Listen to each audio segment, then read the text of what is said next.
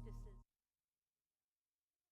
spiritual practices and how we can use them in our lives to change the things, the conditions that we're experiencing, and things like that.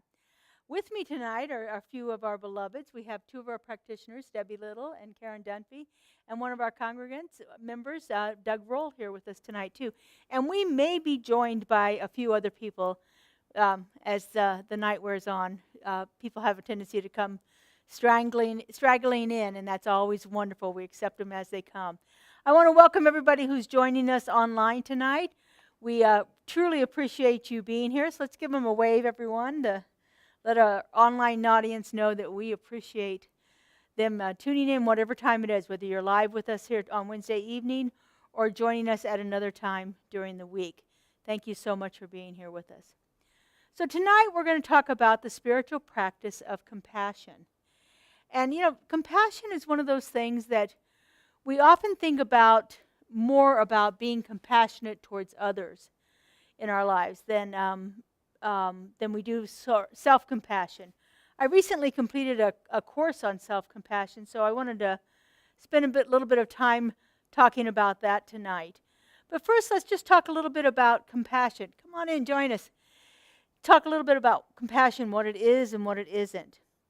The word compassion itself, when we break it down into its roots, it's C-O-M, which means to be with, and then passion. And when I thought of the word passion, I always thought of passion as a really good thing. But in the archaic meaning of it, it actually means to suffer. So the word compassion means to be with someone when they are suffering. And, we think of like that famous movie, The Passion of the Christ, where we're talking about all of the horrid things that Jesus went through before he was crucified and, of course, the crucifixion itself. So that the passion is the suffering of them. And so to be with someone in their suffering is what the true meaning of compassion is. And, compassion is sometimes mistaken for sympathy. And sympathy means to feel sorry for somebody. It's like, I know what they're going through. I'm glad it's not me. I feel bad for them, but I'm glad I'm not experiencing that. And there's kind of a hierarchy thing with sympathy. It's like when I feel sympathy for someone, I'm kind of above them because they're suffering. I'm a little bit above them. I feel a little bit better because I'm not suffering. And so sympathy has a lot of different things tied into it. Then we have empathy, which means I know what you've been through, I understand what you've been through, and I've experienced it myself, and I can be with you as you are in that. And so empathy will lead us into compassion. But in itself, it's still separate from compassion. Compassion is that way of being in the experience with someone without a lot of judgment. Without us feeling a lot of judgment about it. We're just with the person. It's what we here in our centers call holding the high watch. We're there with the person in that thing. We can be with them as they're experiencing whatever they're going through. And so when we talk about compassion as in terms of self-compassion now, it's how can we be with ourselves when we're experiencing things that we don't really want to be experiencing? And so that idea of self-compassion is really a powerful tool and a powerful gift that we can give ourselves when we begin to be with ourselves in a way where we're not judging ourselves like, oh, here I go again. I did that again, or I'm whatever, where we have all of these thoughts that go through our heads about ourselves. When we can be with ourselves in a gentle, non-reactive way, then we're kind of experiencing self-compassion. I brought some of my notes that I had from my class that I recently took that I thought were important, and I wanted to share them with you. So self-compassion is a radical new way of relating to ourselves. We're not used to being that gentle with ourselves. We're not used to allowing whatever situation we're in to just be what it is. We have a tendency to want to fix it, or we have a tendency to, and maybe I shouldn't say we, maybe I should say I, here. My experience is also of others similar to this, but I know when I'm in a messed up state of mind, I want to do everything possible to get out of it, and I'm really hard on myself about that. But self-compassion is about giving ourselves a break instead of giving ourselves bad feelings about it. It's not just about trying to make us feel better. It's about trying to say, look, I did the best I could in this situation. And it is what it is, and I'm just going to let it be what it is. You know, I will make a new decision the next time I get to make a decision, and hopefully it'll be a little bit better one, but it might not, because we're in a process of learning and growing all the time.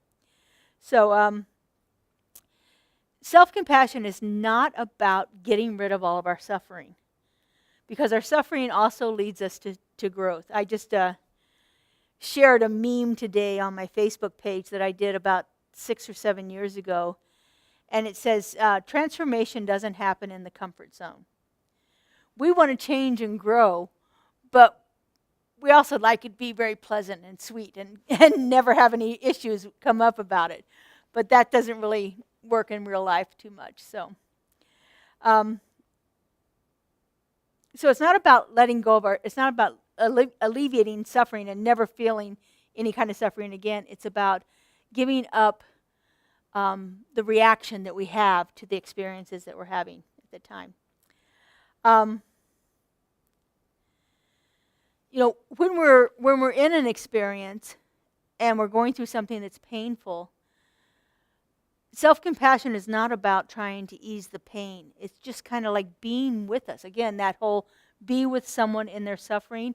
For self-compassion, be with myself as I'm suffering, as I'm going through that.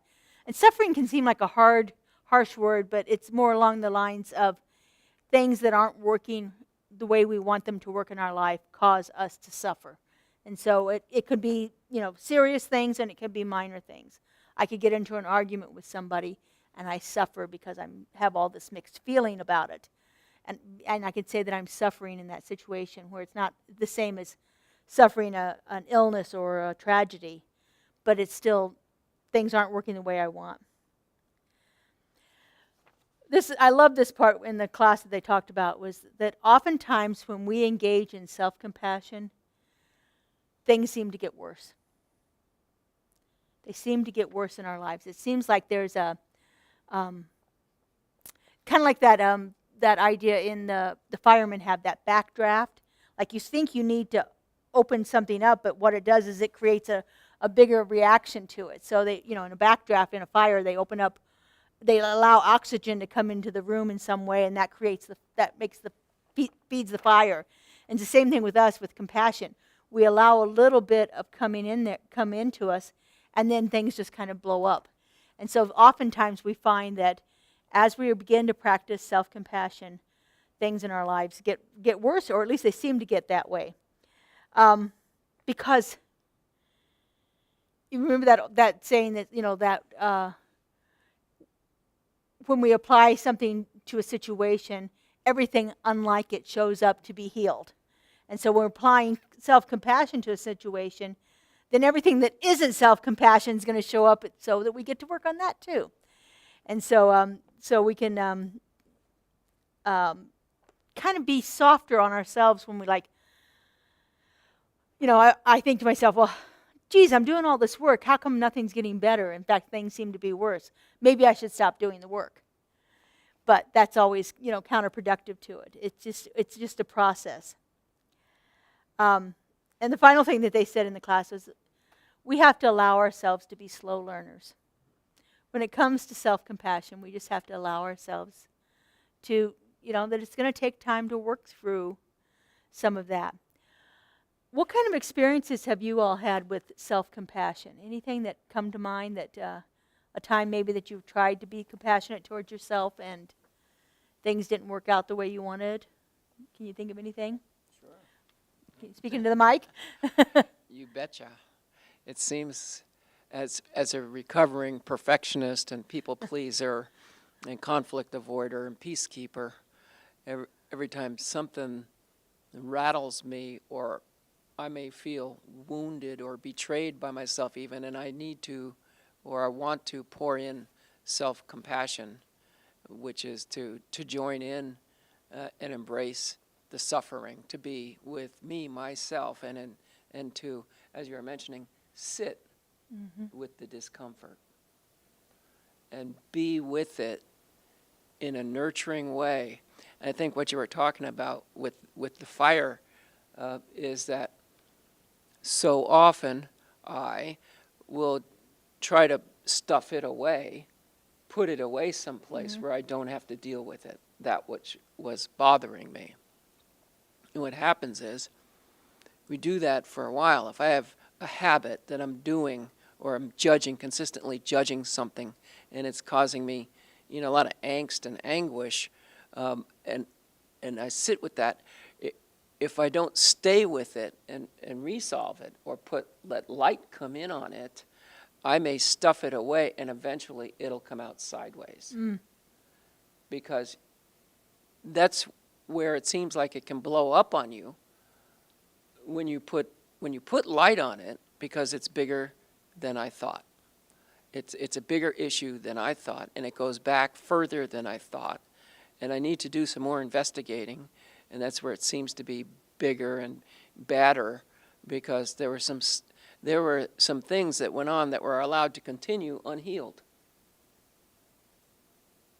And so it can cause all kinds of different problems in relationships and career and finances and anything, if it's not looked into with an understanding of the compassion. So Brene Brown says that compassion without action is incomplete. Beautiful. So when we have this, it's like having mercy on ourselves, which is different than sympathy or pity.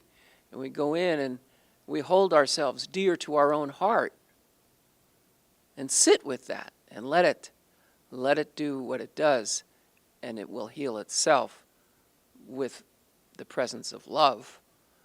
Because love heals everything.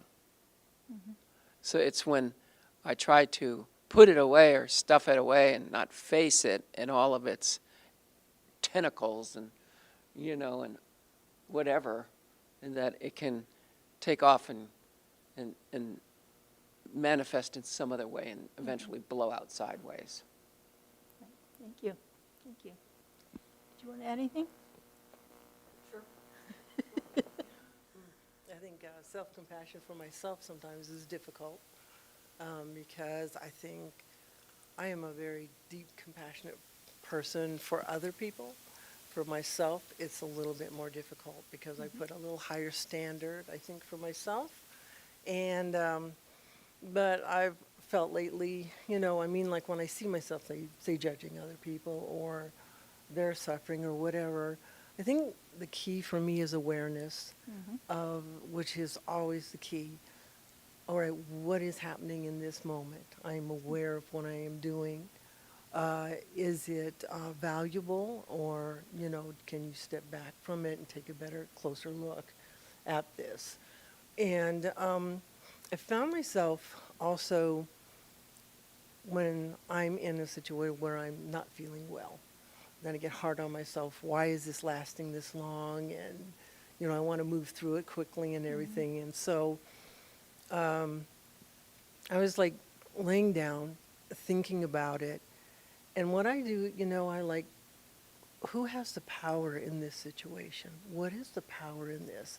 And I know, I says, God is the only power right now. There's nothing else besides that. So you need to just sit still. You need to relax. You need to take care of yourself and be gentle, with myself. And so I think I did that this morning, where I'm like, it's like, have mercy on me.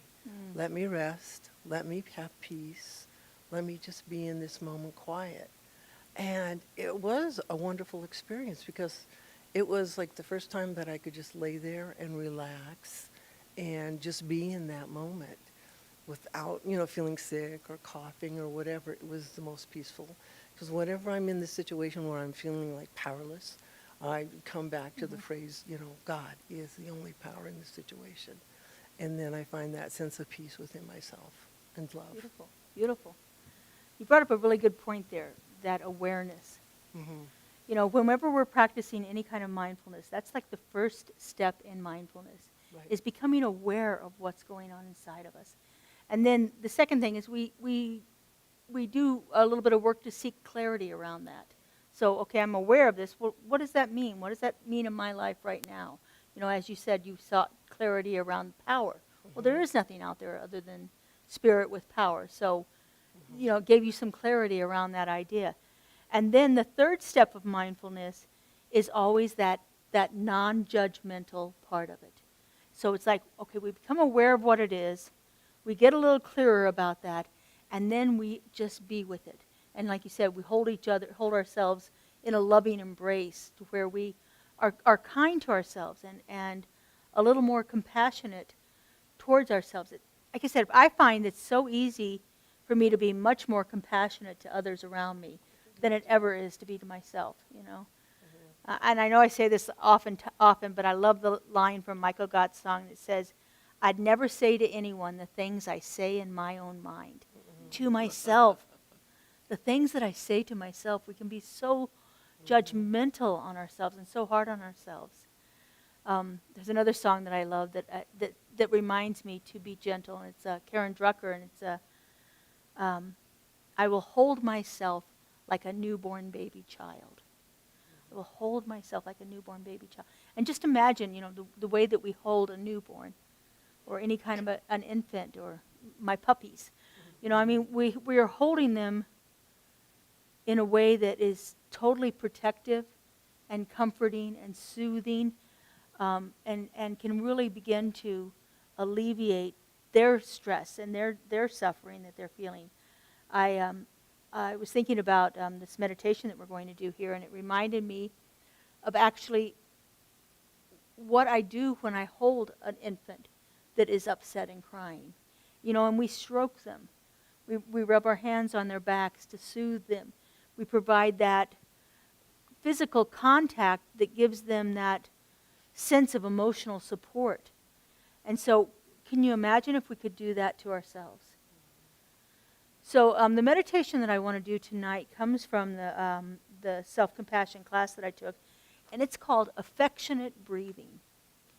Affectionate breathing. So it is a mindfulness practice where we spend the majority of the meditation is spent focused on our breathing. And then once we get to a place of that what the Buddhists call equanimity, that non-judgmental, non-reactive part to it, then we can take our focus away from our breathing and just be with what is going on inside of us. And so I'd like to take us through that meditation tonight, if you're willing to do that. And like I said, I find this one to be very powerful because it's a very nurturing meditation for me. So it helps us train our mind to be a little more focused and a lot more calm. And so again, like I said, this is called affectionate breathing. And so we're going to begin to just get ourselves comfortable in your seat and so forth. No problem. And just begin to bring your awareness to your body. I like to close my eyes when I meditate. You might want to have your eyes just softly closed, where they're, your eyelids are mostly closed. You can just see a little bit of the light towards the bottom of your eyes. You may want to keep your eyes fully open. It's totally up to you.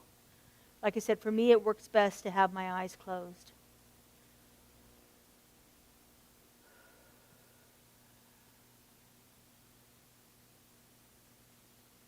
And just begin to bring your awareness to your breathing. This isn't a call to change it. It's just about noticing it.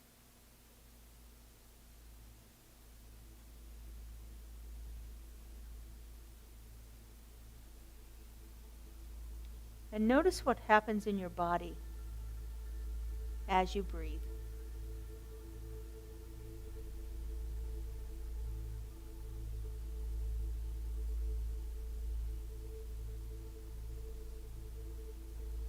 Just take a few slow, easy breaths. And as you do so, just release any tension that you feel.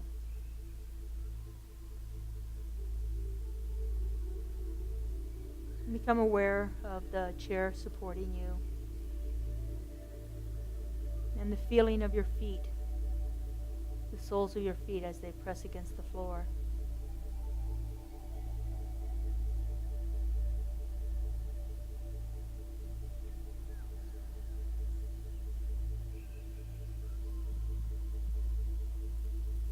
And you might choose to put your hand over your heart or maybe on your abdomen, or just leave them lying loosely on your leg. Find that spot that's comfortable for you, that spot that feels like a gift to yourself.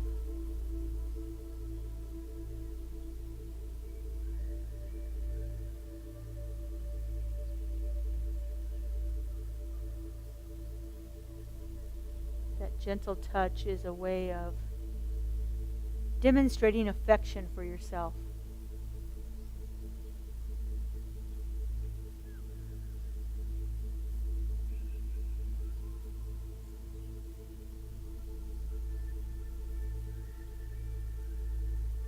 Now just feel the breath as it rolls through your body. Just like waves in the ocean, your breath moves in and out, and your body moves with it.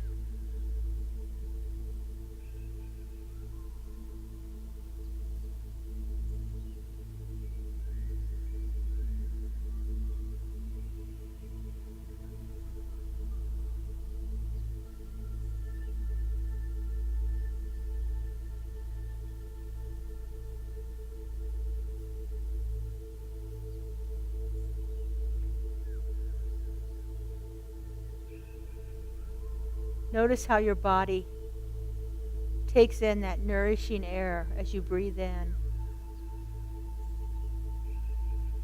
and how your body relaxes when you breathe out.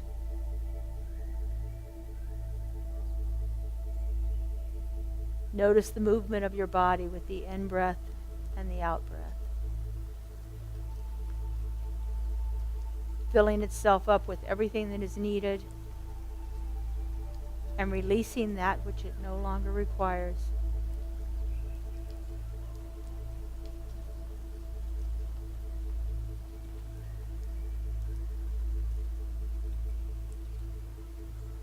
Just allow your body to breathe you. And ride that wave of in-breath and out-breath as you breathe in and out of your body.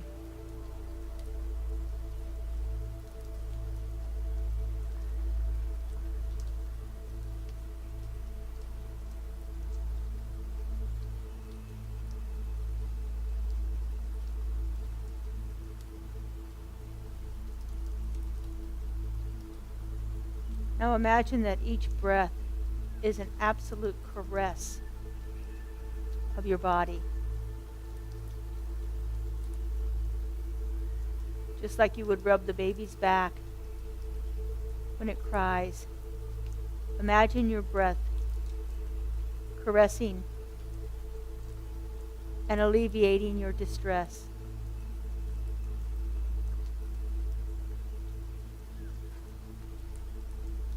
The in-breath and the out-breath.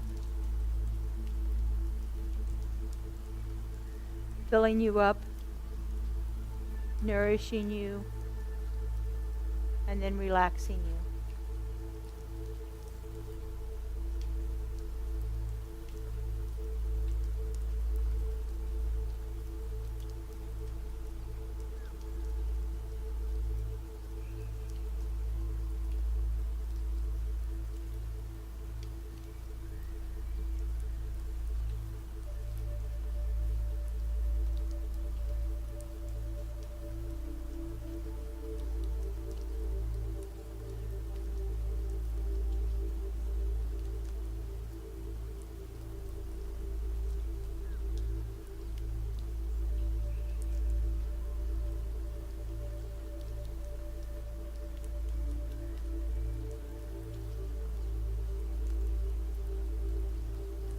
And as you continue to breathe, feeling your body moving in and out like the sea, your mind may begin to wander.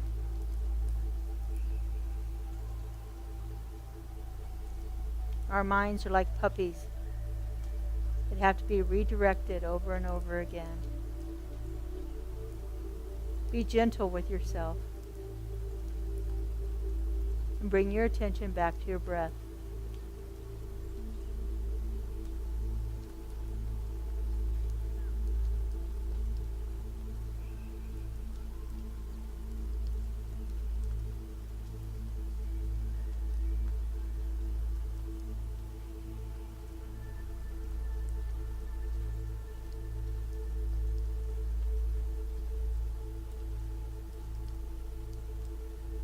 And just allow your whole body to be gently rocked and caressed by your breath.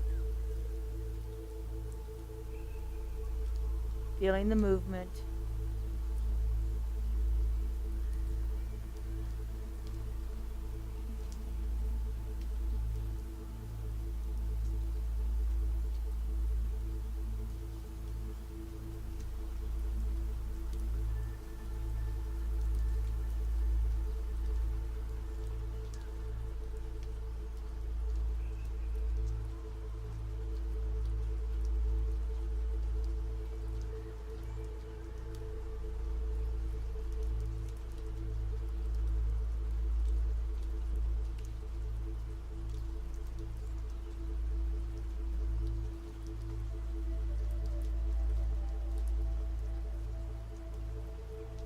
And now gently release your attention from your breath and just be with whatever comes up.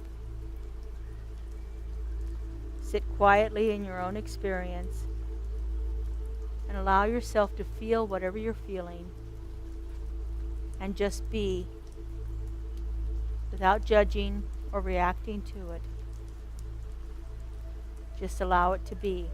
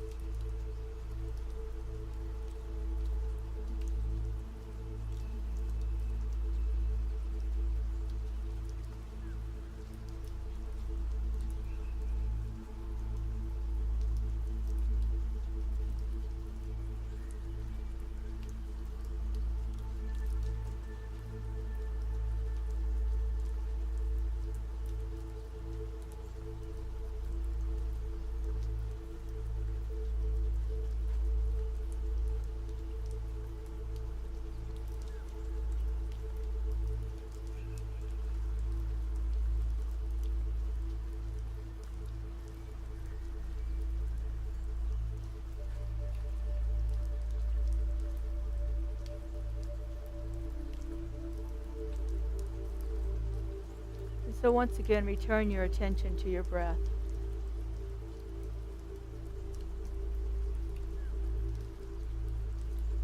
Feel it moving in and out of your body, caressing you with its rhythm.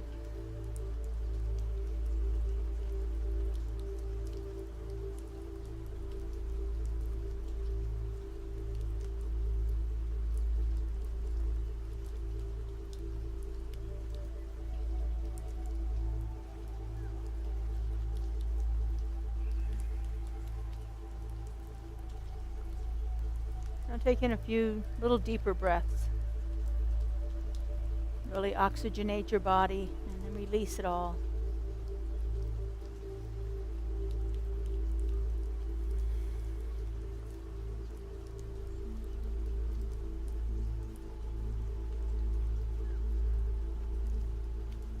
And gently begin to move in your chair.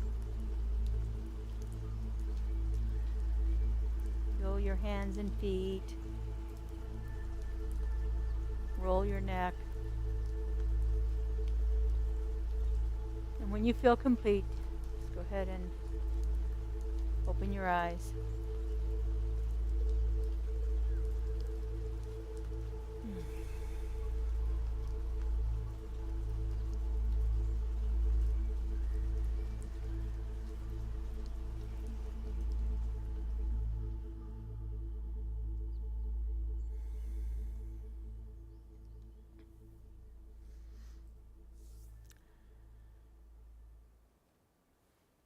So how was that, imagining your breath as a caress?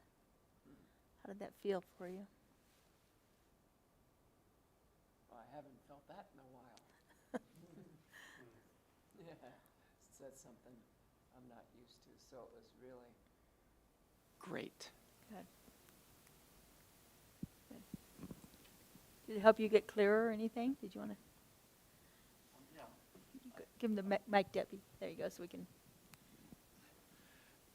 So during the meditation, I was actually kind of also taking in a lot of what you were talking about earlier, about self-compassion, realizing that, and I think I'm really here at the right time this evening for what I'm experiencing right now, which is, the universe guides you to what you need.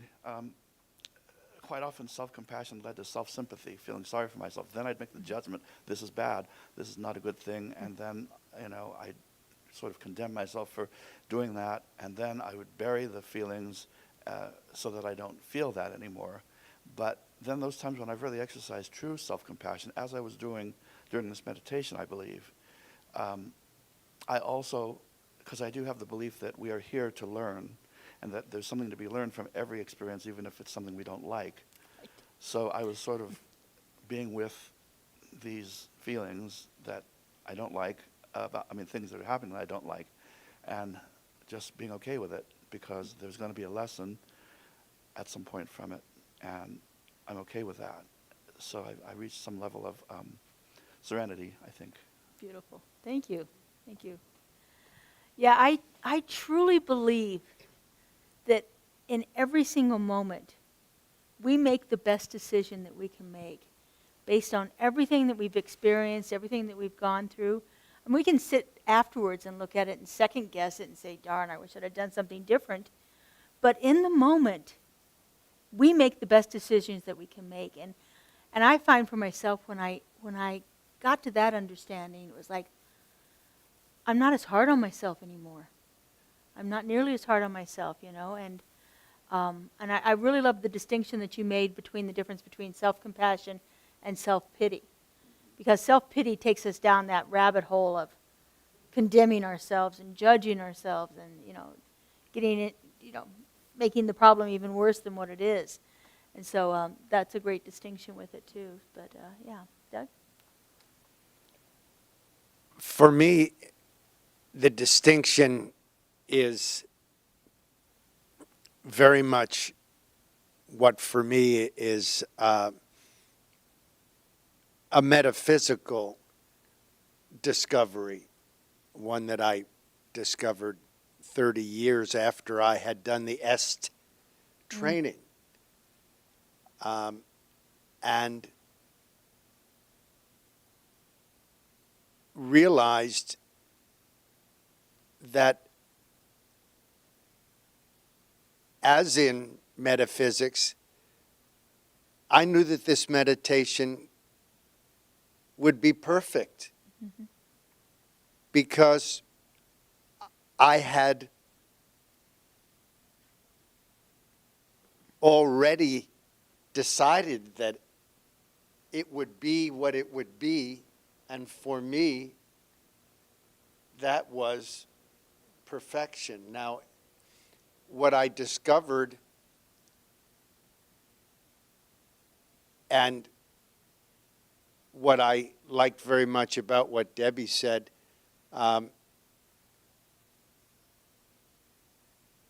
my day, as usual, was filled with a combination of things that I know about what went on, things that I didn't know about what went on, and things that I didn't know about what went on. And this meditation was very symbolic of that. I discovered through my breathing that I was sitting here being very stressed as I can take out the word very if I simply choose to. Because I found my shoulders actually relaxing. And it was like, oh, hey, that's great. Nice job, Doug. My inner voice is always chattering to me. I have a partner inside of me. And it loves me. And at the same time, sometimes it tries to put me at effect. Yeah.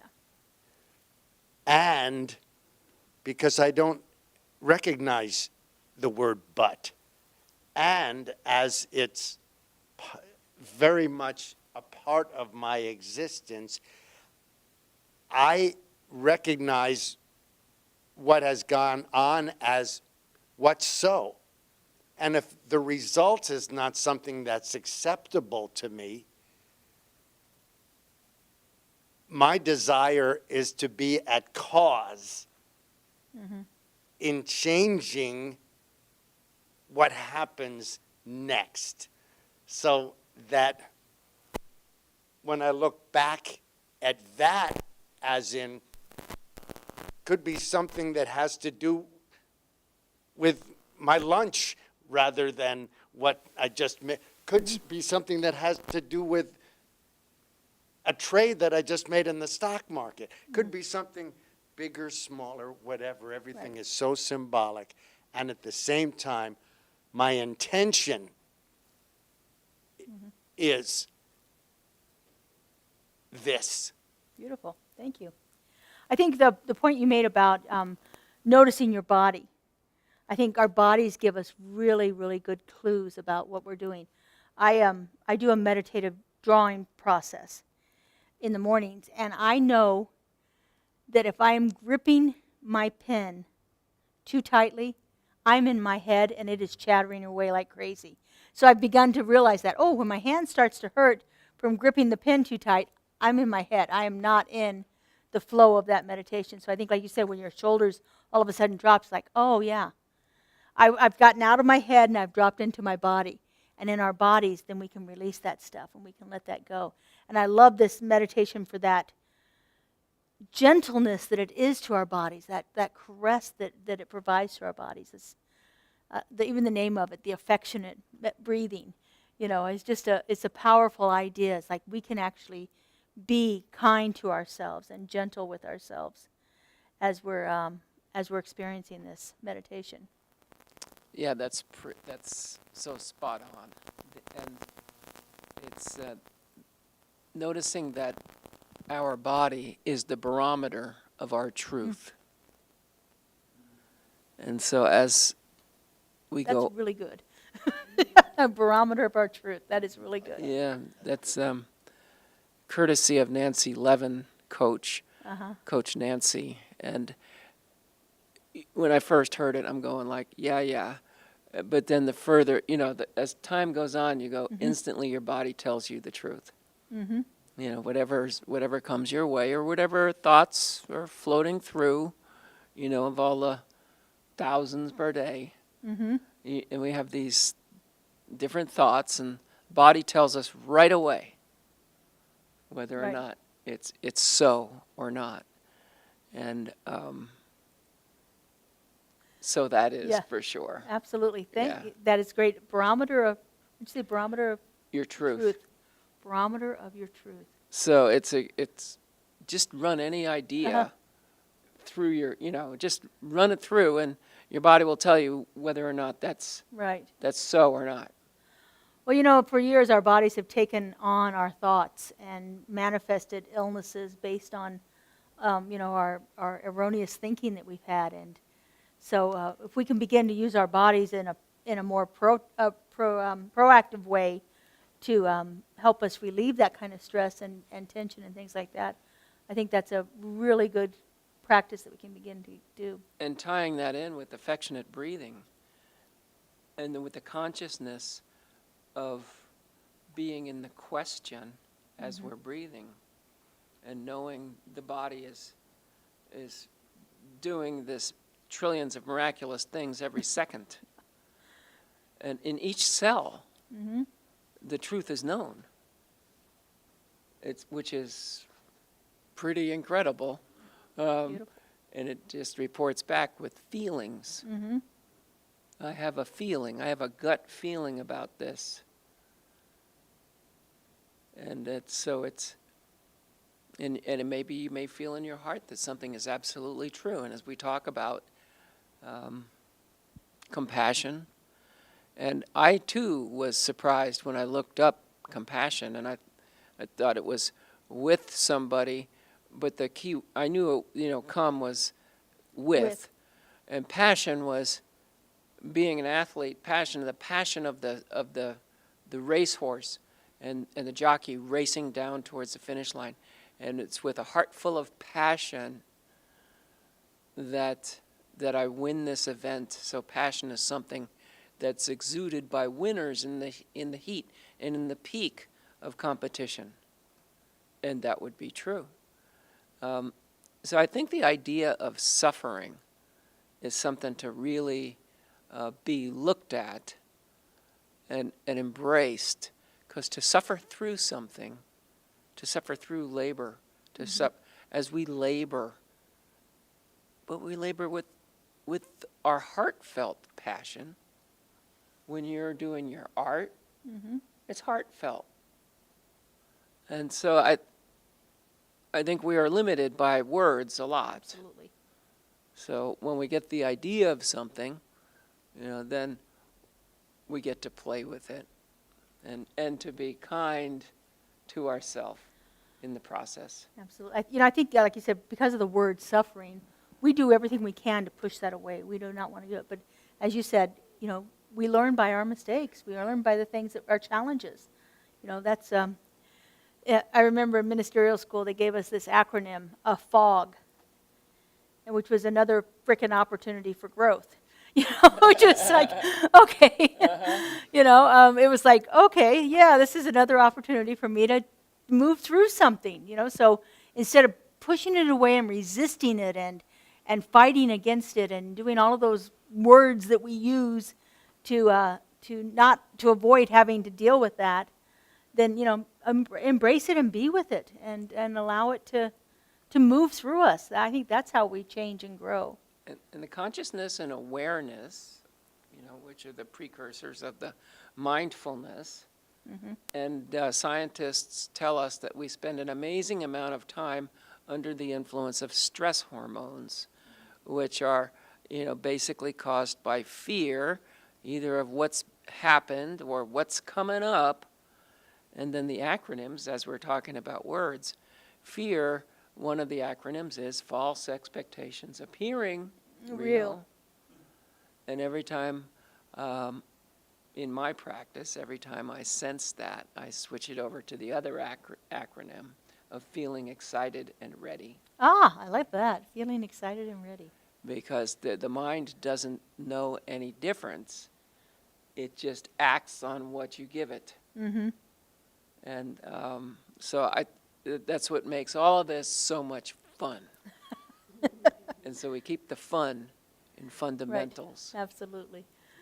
Well, this has been a wonderful discussion here tonight. I really appreciate all of you playing along with us and talking about this idea of compassion, self-compassion, and how we can move through these challenges in our lives. So I appreciate you being here. We have a little bit of coffee and some wonderful little cookies out there if you're interested in staying with us and having a little fellowship. Those of you that are joining us online, we appreciate you being here and look forward to seeing you again. If you're ever in the Las Vegas area and would like to join us in person, please come on by. Next week, we have two events happening during the week. On Tuesday night, March 19th, is the spring equinox. And so we're doing a spring equinox labyrinth walk on our beautiful Vision Labyrinth here in our building. So if you're looking to get a little more balance in your life, that's what the equinox is all about. And since it's spring, it's new beginnings. So new beginnings and balance. How much better can it get than that? And then our Wednesday night service this next week is our inner mystic, Awakening the Inner Mystic. And we are going to be talking about one of my favorite mystics, St. Teresa of Avila. So she was a 13th century Catholic mystic. And so we're going to do a little work with St. Teresa and her mansion that she had, the rooms in her mansion. So I hope you find the time to come and join us, and we look forward to seeing you in person and online. Thank you, everyone, for being here. Good night, everybody. Yeah, thank you. All right, we do have coffee.